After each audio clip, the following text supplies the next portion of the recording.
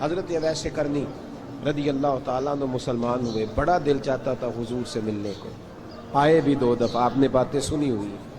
اماں بوڑھی تھیں، ایک ادھر دیکھو میری طرف، اماں بوڑھی ہو اور ماں حکم دے دے کہ نبی پاک کے پاس نہیں جانا، ذرا سننا۔ حضرت اویس کرنی، یہ داتا گنج بخش علی اجویری نے لکھا ہے، یہ امام شورانی نے لکھا ہے، یہ تمام ان کے سیرت نگاروں نے لکھا ہے۔ کہا بیٹے میں کمزور ہوں، مجھے چھوڑ کے نہ جانا، چھوڑ کے نہ جانا۔ ایک دن بڑی منت کی، رو پڑے۔ اماں نے کہا بیٹا جانا، لیکن اگر حضور گھر نہ ہوئے تو تلاش نہ کرنا، میں فالج زدہ عورت ہوں، اٹھ کے چل نہیں سکتی۔ او بھائی، حضرت اویس کہتے میں نے دروازے پہ دستک دی، یہ امام شورانی کے جملے۔ سیدہ عائشہ صدیقہ اندر سے بولنی کون ہے دروازے پہ؟ کیا لفظ ہیں، کیا انداز ہے۔ آج تو مرید بھی ٹیلی فون کرتا ہے، کہتا ہے پیر صاحب تیار ہو جائے، میں پہنچ رہا ہوں، قریب آ گیا ہوں، ذرا ریڈی ہو جائیں۔ حضرت اویس کرنی دروازے پہ کھڑے، کون ہے؟ بڑی عاجزی، بڑی درویشی، کہنے لگے اماں جی ایک فقیر ہوں، یمن کا رہنے والا ہوں، ایک فقیر ہوں، ایک درویش ہوں، یمن سے آیا ہوں، محبوب سے ملنا ہے۔ کہا وہ تو گھر میں حجرے میں تشریف فرما نہیں ہے، باہر دیکھ لو، مسجد میں یا کسی جگہ تلاش کر لو۔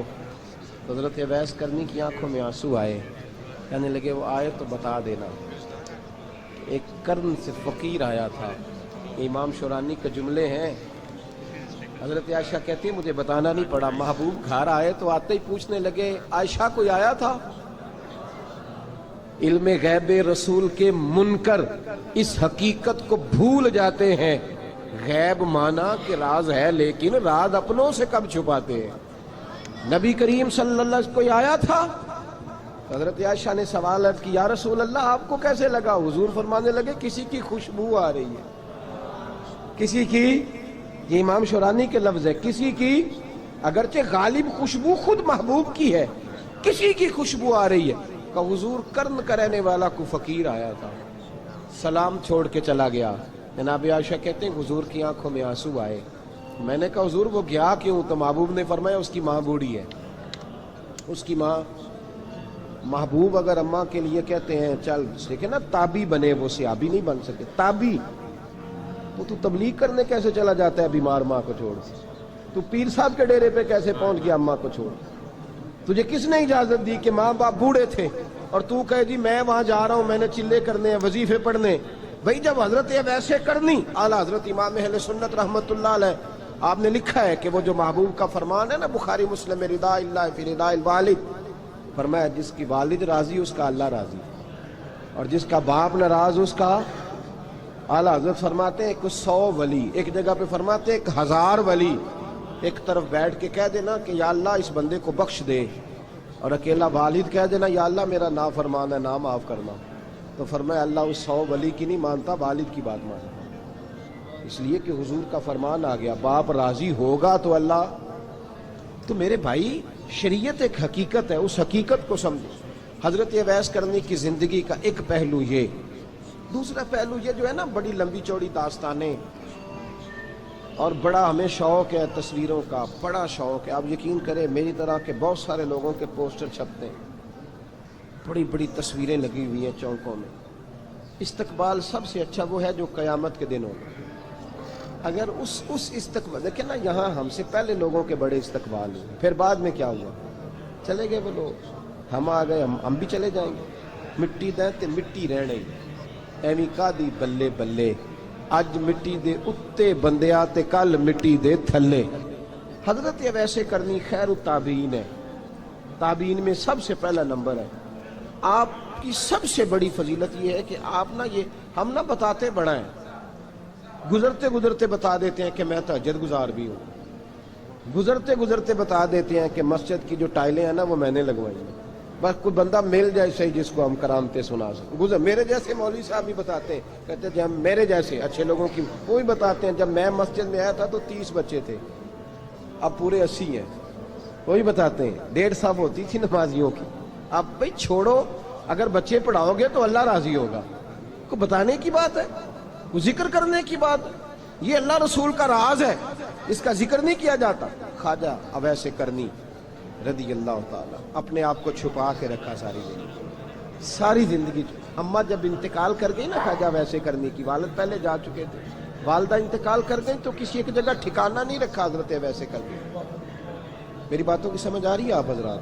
کیوں بھلا یہ کئی دفعہ جو نعرے شارے ہوتے ہیں یہ بڑی خرابی کر گئے، اصل کام رہ جاتا ہے۔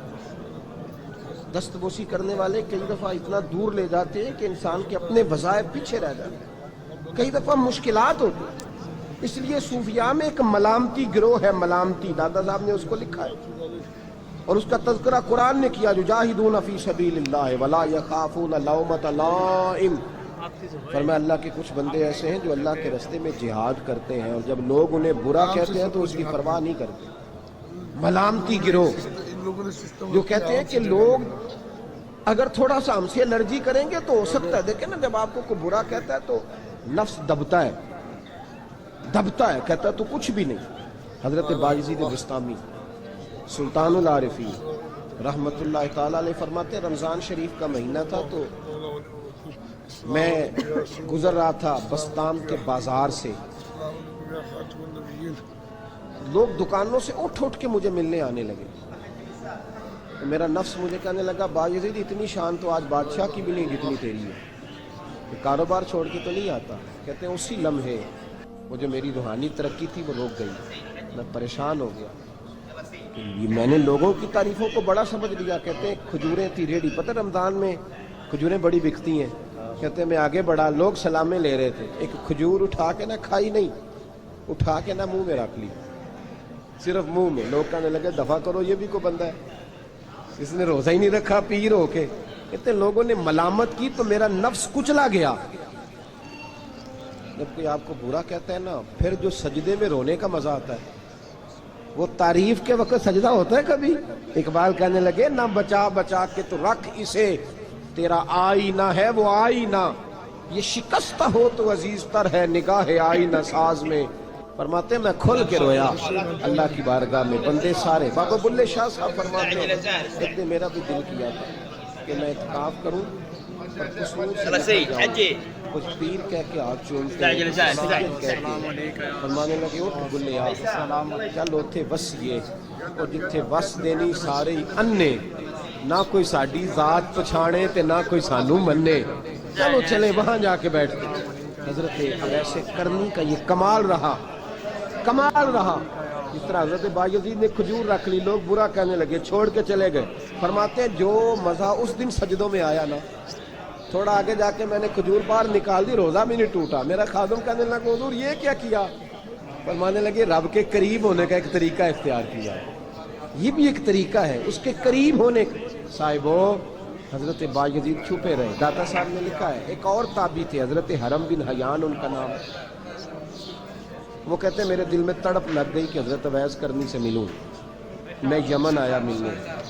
جب ان کی والدہ کا انتقال ہوا تو ایک جگہ رہتے نہیں تھے، کبھی یمن، کبھی کوفے، کبھی کہیں کبھی کہیں۔ حضرت حرم بن حیان کہتے ہیں میں حضرت اویس کرنی کو ڈھونڈتے، توجہ ہے میری بات پر؟ میری طرف دیکھیں، کہتے ہیں میں نے مہینوں کا سفر کیا، آپ نے بھی کبھی کیا مرشد ڈھونڈنے کے لیے؟ گھر بہ کے آکھی ہوندے نے کوئی کامل نہیں رہا، ساریاں دکانداریاں۔ بھائی تو گیا کہاں ہے؟ تو کہاں گیا ہے؟ گھر بیٹھے ہی فیصلہ کر لیا تو نے؟ تو کہاں نکلا ہے؟ جو نکلتے ہیں نا انہیں تو رب کریم کا قرب بھی نصیب ہو جاتا ہے۔ تو نکلا ہی نہیں، تو نے گھر بیٹھے ہی فیصلہ کر، سارے غلط ہے، یہ ہو ہی نہیں سکتا سارے غلط ہو۔ اس لیے کہ صحیح بخاری میں محبوب کا فرمان موجود ہے، نبی کریم علیہ السلام نے فرمایا میری امت کبھی گمراہی پر جمع ہو ہی نہیں سکتی، تھوڑے لوگ برے ہوں گے، سارے برے ہو سکتے۔ یہ تو ہم نے ایک دوسرے پہ تنقید کر کے لوگوں کو برا کیا، جو اچھے تھے وہ بھی ہماری تنقید کے پیچھے چھپ گئے، ورنہ ایسی کوئی بات، بڑی بڑی خیر موجود ہے دنیا، بڑی بڑی خیر۔ حضرت حرم بن حیان کہتے ہیں میں جناب ویسے کرنی کو ڈھونڈنے نکلا، تو ان کو ڈھونڈتے میں پہلے یمن گیا، لوگوں سے میں نے کہا ویس، کہنے لگے چھوڑو وہ تو دیوانہ ہے۔ اور داتا صاحب نے یہ لفظ لکھے ہیں، لفظ دیکھنا یہ بڑا مزہ دیں گے آپ کو جملے۔ داتا صاحب کہتے ہیں جب حضرت حرم بن حیان نے پوچھا نا ویس کرنی، تو کہا وہ تو دیوانہ ہے، مجنون ہے، پاگل ہے معاذ اللہ۔ کیوں؟ کیا تم نے دیکھ لیا؟ کہنے لگے جب دنیا روتی ہے تو وہ ہنستا ہے، جب دنیا رو رہی ہوتی ہے تو وہ ہنستا ہے، اور جب لوگ ہنستے ہیں تو وہ روتا ہے۔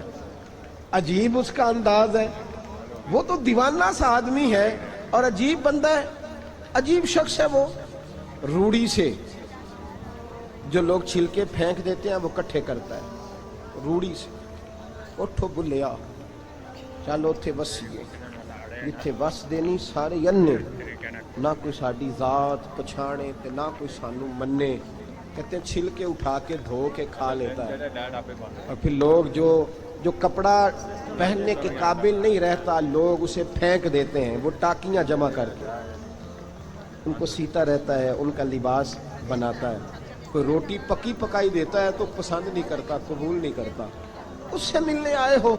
تو حرم بن حیان کہنے لگے وہ بھی ذرا جدا سا ہے تو میری بھی تلاش ذرا جدا سی ہے، میں بھی ذرا جدا سے آدمی کو ملنے آیا ہوں. کہنے لگے اس کا گھر بھی کوئی نہیں اپنا، کبھی یہاں ہوتا ہے تو کبھی ڈھونڈ لو تم بھی. حرم بن حیان کہتے ہیں میں نے ایک شخص کی منت کی، میں نے کہا بتا دے کہیں دیکھا ہے. تو کہنے لگا وہ کرن سے کوفے چلے گئے. کہتے میں کرن سے کوفے آیا، ایک بندے سے پھر پوچھا، لوگ کہنے لگے چھوڑ وہ ٹکتا نہیں تو نے مل کے کیا کرنا. کہتے ہیں میں نے پوچھا بتاؤ تو صحیح کہاں ہے. کہنے لگے وہ تو سنا ہے حج کرنے چلے گئے، ایام حج ہے. کہتے ہیں میں حج پہ چلا گیا، ساری دنیا ملی پر اویس کرنی نہیں ملے. پوچھا بھئی کسی نے دیکھا ہے تو ایک شخص کہنے لگا میں نے دیکھا ہے، پر جتنا میں اس کے پیچھے دوڑتا تھا وہ اتنا آگے دوڑتا تھا. کہاں گئے؟ کہ مدینہ شریف چلے گئے. کہتے میں مدینے آیا تو ملے وہاں بھی کوئی نہیں. میں نے کہا ویس اگر آپ کی بے نیازی سچی ہے، کسی سے ملنا نہیں چاہتے، تو میری بھی تڑپ بڑی سچی ہے. میں بھی مل کے چھوڑوں گا، میں بھی مل کے چھوڑوں گا.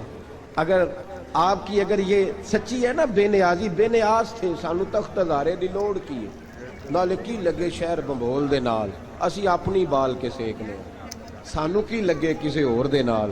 اگر آپ کی بے نیازی سچی ہے تو میری تڑپ بھی بڑی سچی. کہتے ہیں ڈھونڈتے ڈھونڈتے میں پہنچ گیا پھر دوبارہ کوفے کے قریب نہر فرات، یہاں امام علی مقام شہید ہوئے. کہتے ہیں جب میں پہنچ گیا تو وہ ساری علامتیں، داڑھی ان کی کہیں کہیں تھی، گھنی نہیں تھی، اور ان کے ہاتھوں پر برس کے نشان تھے. وجود پتلا سا، قد لمبا. کہتے ہیں وہ جو میں نے ساری نشانیاں سنی تھی وہ مجھے نظر آ گئی. وہ نہر فرات کے کنارے وضو کر رہے تھے. جب وہ وضو سے فارغ ہوئے تو چہرہ ابھی پانی کی طرف تھا. میں نے کہا السلام علیکم، سلام لی تو پتہ منہ نہیں میری طرف کیا، چہرہ ادھر ہی رکھا. کہنے لگے وعلیکم السلام یا حرم بن حیان. کن فیکون تے کل دی گل ہے. وعلیکم السلام یا حرم بن حیان. یار تو نے نہیں پیچھا چھوڑا، پہنچ ہی گئے ہو، آ ہی گئے ہو. کہتے ہیں میں نے کہا حضور آپ اویس آپ کون ہیں، آپ کون ہیں؟ تو کہنے لگے میں وہی ہوں جسے تو کئی مہینوں سے تلاش کر رہا ہے. تو میں نے کہا حضور آپ میرا نام کیسے جانتے ہیں؟ یہ کشف المحجوب پڑھ رہا ہوں داتا صاحب کی، میرا نام کیسے جانتے ہیں؟ تو حضرت اویس کرنی کہنے لگے عرفت روحی من روحی کا، میری روح آپ کی روح کی واقف ہے. میری جو روح ہے نا، روح. امام غزالی سے کسی نے کہا تھا حضور آپ مجھ سے کتنا پیار کرتے ہیں؟ فرمانے لگے اپنے دل سے پوچھ لے تو کتنا کرتا ہے، بس برابر ہے. پوچھ لے اپنے دل سے تو مجھ سے کتنا کرتا ہے، میں بھی اتنا ہی کرتا ہوں، یہ پوچھ لے تو. بھائی حضرت اویس کرنی کی ملاقات ہوئی تو کہا حضور میں کہاں چلا اور آپ کہاں دوڑے؟ آپ فرمانے لگے یار میں چھپا ہوا ہوں تو مجھے چھپا رہنے دے. میں چھپا ہوا، میں سراپا مخزن راز تھا اور رہا تھا مدتوں راز. یہ تو تیرا شوق کے دید کشاں کشاں مجھے کھینچ لایا مجاز میں. ان کی زندگی تو دیکھو، کتنا شوق ہے ہمیں آگے لگنے کا، کتنا شوق ہے بڑھ بڑھ کے سامنے ہونے، مجھے لوگ جانے، مجھے لوگ پہچانے، کتنا شوق. لیکن وہ دوڑتے تھے لوگ ہمارے قریب نہ آئے. حضرت حرم بن حیان کہتے ہیں میں چند گھڑیاں رکا تو مجھے کہنے لگے جا یار تو کوئی کام کر اور مجھے بھی اپنا کام کرنے. تو میں نے کہا حضور آپ کیا کریں گے؟ فرمانے لگے گناہ بڑے لمبے ہیں، ذرا معافیاں مانگوں گا اپنے رب سے، میں اس کی بارگاہ میں استغفار کروں گا. مجھے ذرا ریت پہ سجدے کرنے دے، تو جا، مجھے شوق نہیں، تو چلا جا. حضرت حرم بن حیان کہتے ہیں میں نے کہا حضور میرے لیے دعا کر دیں. تو جناب اویس کرنی نے ہاتھ اٹھائے، کہنے لگے یا اللہ میری اور اس کی ملاقات جنت میں کرا دینا، میری اور اس کی ملاقات جنت میں کرا دینا. یعنی یہ بھی کہہ دیا کہ اب دنیا میں دوبارہ ملاقات نہیں ہوگی. کہتے ہیں میں یہ بولنے ہی لگا تھا، کہنے ہی لگا تھا کہ حضور یہاں نہیں ہوگی، تو کہنے لگے چپ کر، جب جنت کی بات جو کر دی ہے تو ہو گئی بات، اب اتنی دور تک تجھے کہہ دیا تو اب تو یہاں پھر دعا کی بات حضرت اویس کرنی. خیر تب ایک اور بات،